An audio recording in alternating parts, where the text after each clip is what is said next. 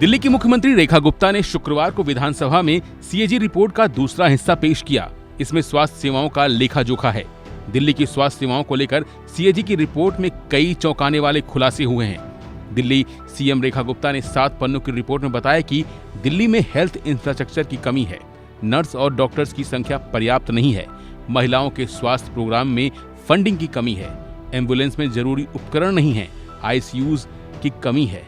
Report के मुताबिक दिल्ली की कम से कम 21 मोहल्ला क्लिनिक में टॉयलेट नहीं है, अस्पतालों में स्टाफ की कमी है, बड़े ऑपरेशन के लिए मरीजों को लंबा इंतजार करना पड़ रहा है। इसके अलावा कोविड-19 के दौरान केंद्र सरकार ने दिल्ली सरकार को जो रकम दी थी उसका इस्तेमाल नहीं किया गया।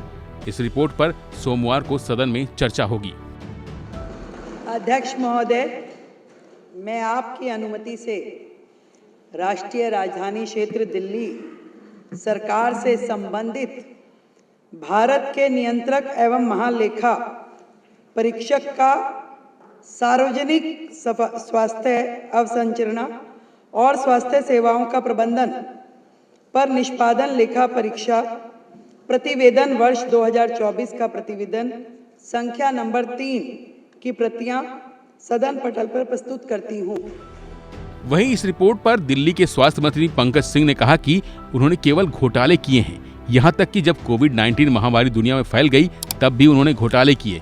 इन रिपोर्ट में शामिल पाए जाने वालों के खिलाफ कड़ी से कड़ी कार्रवाई की जाएगी।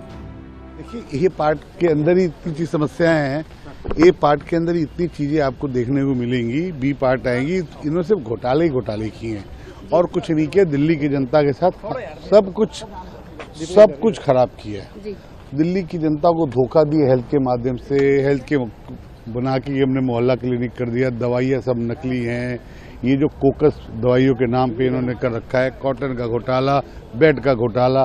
जब पूरा विश्व कोरोना से पीड़ित था उस टाइम भी इनको घोटाला करना याद आ रहा था, तो बड़े शर्म की बात है।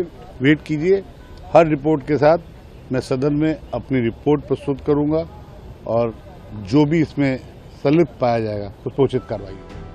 दूसरी तरफ आप नेता प्रियंका कक्कड़ ने सीएजी की रिपोर्ट पर कहा कि एक सामान्य प्रक्रिया है। हालांकि भाजपा की आदत है कि वे हर बात में नैरेटिव सेट कर देती है। सीएजी रिपोर्ट को पेश होना ही था।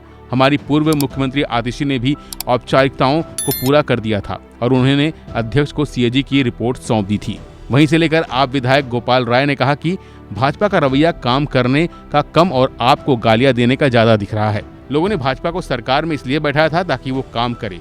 वे सीएजी की सभी रिपोर्ट टेबल क्यों नहीं कर रहे हैं? विपक्ष को भी उस पर अपनी बात रखने का मौका दीजिए।